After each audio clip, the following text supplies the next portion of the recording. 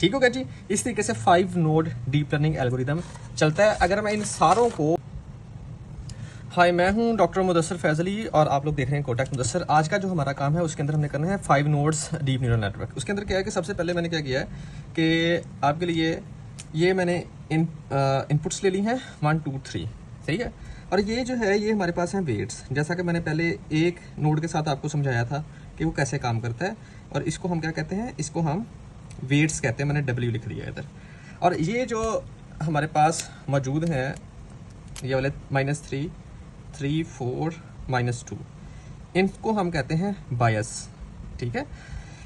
हमने क्या करना होता है कि इनपुट के साथ हमारी ये वेटेड जो है वैल्यूज़ वो मल्टीप्लाई होती हैं। मल्टीप्लाई होने के बाद हम बायस को ऐड करते हैं, यहाँ कोई ना कोई नंबर आ जाता है और फिर हम रेलू एक्टिवेशन फंक्शन लगाते हैं और यहाँ हमारे पास आउटपुट्स आ देती हैं। मैं क्या कहता हूँ कि मैं ये जो वेट्स हैं इनको नाम देता हूँ कि ये है A, ये है B, ये है C and D and E।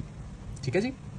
अब इन सारों को इधर सॉल्व करके देखते हैं कि हमारे पास फाइनल रिजल्ट क्या आता है। यानी कि सेकंड लेयर में ये एक लेयर का काम है सारे का सारा, फिर दूसरी लेयर में हमारे पास क्या आता है, राइट। तो इनको सॉल्व करते हैं अभी। अच्छा जी, अब मैं कह देता हूँ कि ये है लेयर 1 एंड लेयर 2। लेयर 1 में हमारे पास क्या चीज़ है जी, सबसे पहले हमारे पास आती है इनपुट। तो इनपुट को यहाँ ड्रॉ कर लेते हैं 1 2 एंड 3। ये हमारे पास इनपुट्स हैं। वेट्स हमारे पास हैं A B C D E, उनको भी लिख लेते हैं A B C D and E। इनको लेबल कर देते हैं, ये A है, ये B है और C और D और E। अब आपने क्या करना है कि हमने पहले नंबर पे ये वाली पहले A वाली जो है ना वेट्स वो लेने हैं और इनपुट क्या देंगे, ये वाली 1 2 3। तो इसको सॉल्व करते हैं ऐसे।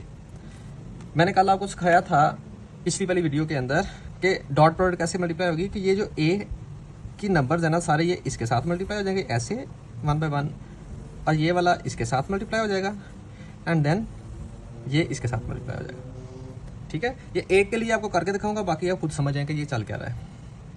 तो सॉल्व करते हैं। अब इनके कनेक्शंस आपस में कैसे बनते हैं, 1 2 3 यानी कि फर्स्ट लेयर के सेकंड लेयर के साथ कनेक्शन कैसे बनेंगे। हम A को ले रहे हैं, ये है हमारे पास A 1 1 -1। तो हमारे पास ये जो 1 है ये कुछ यूं इसके साथ कनेक्ट होगा, 2 के साथ भी वेट 1 है 1 1 एंड देन -1 3 के साथ, और ये भी कुछ इस तरीके से लेयर आपस में कनेक्ट हो जाएगी। ठीक है। अब इनको कैलकुलेट कर लेते हैं कि क्या आ रहा है हमारे पास आंसर। तो जब मैंने कैलकुलेट किया तो क्या करते हैं, 1 1 1 2 1 2, 3 मल्टीप्लाई बाय -1 -3, सही है जी। और बायस हमारे पास क्या है -3, उसको भी क्या करेंगे, ऐड करेंगे। ये मैंने ऐड किया है, प्लस कर दिया। इनका आंसर मेरे पास जो आता है वो आता है 1 + 2 3 हो गया, प्लस का इसके साथ कट गया तो आंसर आ गया -3, जो कि यहाँ आएगा -3। और आपको पता है -3 जब रेलू में जाता है, और रेलू का जो अगर हम ग्राफ ड्रॉ करें तो कुछ इस तरीके से उसका रेलू का ग्राफ आता है, यानी कि ऐसे है। और इधर सारी वैल्यूज़ को क्या कर देता है 0, यानी कि जो माइनस वाली वैल्यूज है 0, प्लस वाली एज इट इज लिख देगा। ये -3 आया था और -3 क्या हो जाएगा 0 हो जाएगा, राइट। तो ये हमारे पास पहली वैल्यू आई है। अब हम क्या करते हैं, दूसरे को ड्रॉ करते हैं। फिर ऐसे ही करेंगे। ये हमारे पास है लेयर 1, ये हमारे पास है लेयर 2, इधर है 1, इधर है 2 और इधर है 3। यहाँ हमारे पास है जी A B C D and E। तो मैं सारों को नहीं लिख रहा, मैं सिर्फ B को ले रहा हूँ, क्योंकि ये मेरे पास मैंने B को ये वाली जो है ना, ये वाली रो को इस कॉलम के साथ मल्टीप्लाई करना है। तो इधर 0 है तो 0 का कनेक्शन नहीं देंगे हम, हमारे पास बचेगा क्या फिर 1 और 3। ठीक है जी। तो इसको मैं आपके लिए कर देता हूँ थोड़ा रेस, ताकि आपको क्लियर रहे चल क्या रहा है ना, थोड़ी सी भी कन्फ्यूजन मैं नहीं चाहता कि आपको समझने में आए। फिर हमने इसको पाइथन पे भी इम्प्लीमेंट करना है आगे जाके, लेकिन काम एक्चुअली चलता कैसे वो आपको मैं बताना चाह रहा हूँ। तो हमारे पास है B में 1 और माइनस, यानी कि ये 2 चलेंगे सिर्फ। B के साथ कनेक्ट कौन होगा जी, एक ये होगा और इधर आएगा वेट 1, और एक ये कनेक्ट हो जाएगा और इधर वेट आ जाएगा -1। इनकी कैलकुलेशन करें तो 1 1 ज़र आ जाएगा, -3 यानी कि -1 मल्टीप्लाई बाय 3 -3, और इसमें ऐड क्या होगा प्लस का 3। ये कट गया हमारे पास बचा क्या, सिंपल 1 आ गया, जो कि यहाँ लिखा जाएगा 1 1 हमारे पास इधर आ गया।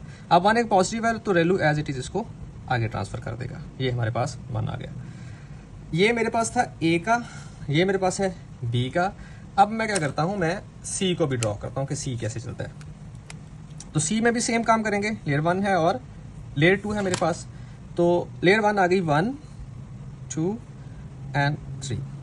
इधर again A B C D and E. ये किसके लिए है, ये है सी के लिए। तो ए बी एंड सी, मैं सी के सिर्फ कनेक्शंस लेता हूं। और सी कौन से है, पहला कनेक्शन, यानी कि ये 1 के साथ तो नहीं आएगा भाई। पीछे बच के 2 और 3, 2 और 3 को सी के साथ जोड़ देते हैं। 2 और 3 में -1 है और 1 है, इनको भी कैलकुलेट कर लेते हैं। -1 मल्टीप्लाई बाय 2 माइनस के 2, 1 मल्टीप्लाई बाय 3 3, बायस क्या है जी 4 प्लस के।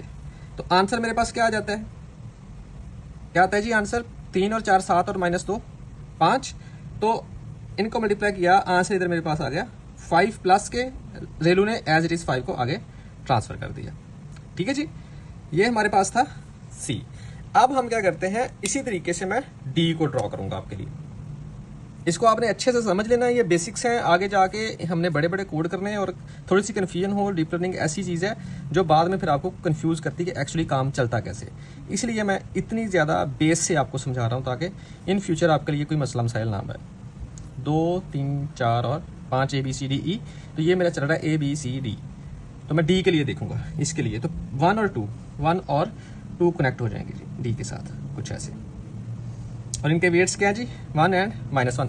आपको बताऊं ये जो वेट्स होते हैं ना, ये अपडेट होते हैं। आगे जाके हम पढ़ेंगे बैक प्रोपेगेशन। ठीक है, तो बैक प्रोपेगेशन में ये वेट्स खुद ब खुद अपडेट होते जाते हैं। ये क्योंकि बाय हैंड आपको समझा रहा हूँ, इसलिए ये सारी चीजें मैं एक एक करके आपको समझा रहा हूँ। तो जब डीप लर्निंग मॉडल एक्चुअली चलता है ना, तो वो खुद ब खुद अपडेट करता है इनको कैलकुलेट कर लेते हैं। तो क्या मल्टीप्लाई होगा जी, 1 मल्टीप्लाई बाय 1, 1 1 सर 1, 2 -2, बायस कितनी है प्लस की 2, ये कट गया। आंसर हमारे पास क्या आ गया 1, और ये 1 इधर आया। रेलू ने एज इट इज इसको पास कर दिया। आई होप सो आपको यहां तक इसकी सारी समझ आ गई होगी। अब क्या करते हैं, ई को भी कैलकुलेट कर लेते हैं। तो ई हमारे पास कुछ ऐसे है, हमारे पास है लेयर 1 एंड लेयर 2। लेयर 1 है 1 2 एंड 3। इसकी प्रैक्टिस आपने करनी है लाजमी खुद से। अगर आप इसकी प्रैक्टिस इस तरीके से कॉपी पेंसिल के साथ नहीं करेंगे तो आपकी बेस ज़्यादा मजबूत नहीं होगी। और आपको पता है जो घर होता है वो बेस पे ही खड़ा होता है। तो ई में देखें तो सिर्फ ये 2 कनेक्ट है जी, 1 एंड 3। तो मैंने ई के साथ ये 1 जुड़ गया और इधर से ये 3 जुड़ गया। 1 है -1 एंड देन 1, तो 1 इंटू -1 -1, 3 1 ज़र 3 और माइनस के 2। ये कितने बच गए जी हमारे पास 0, जो कि यहाँ आ गया। ठीक है, और रेलू 0 को कुछ नहीं कहता है, वैसे ही कह देता है। ये लो जी 0 आ गया। ठीक हो गया जी। इस तरीके से 5 नोड डीप लर्निंग एल्गोरिदम चलता है। अगर मैं इन सारों को क्या करूं, बनाऊं, जो कि मैंने ऑलरेडी आपके लिए पहले से बना दिया ताकि आसानी रहे आपके लिए। तो ये देखें जो 5 नोड्स हैं वो इस तरीके से ओवरलैप हो जाती हैं। यहाँ मैंने आपको एक एक नोड का बताया कि कैसे चल रही हैं, और जब एक्चुअल काम चल रहा होता है कुछ इस तरीके से चल रहा होता है। ठीक है जी। तो ये आपके पास थी इनपुट लेयर, और ये एक फर्ज करेंगे ये आउटपुट है, जबकि इससे आगे कोई ना कोई लेयर आ सकती है। तो फिर ये क्या हो जाएगी, हिडन लेयर हो जाएगी। ये था आपका 5 नोड का इजी सा काम। और इनके क्या आंसर आगे हुए वो हम यहाँ से देख के लिख सकते हैं, जो कि है 0 1 5 0 1 5 एंड 1 0। तो आपकी अपडेटेड जो है लेयर कुछ इस तरीके से बन जाएगी। अब इसी लेयर को लेके हम अगली वीडियोज बना देंगे सारी की सारी। क्लियर हो गया जी। चलें अगली वीडियो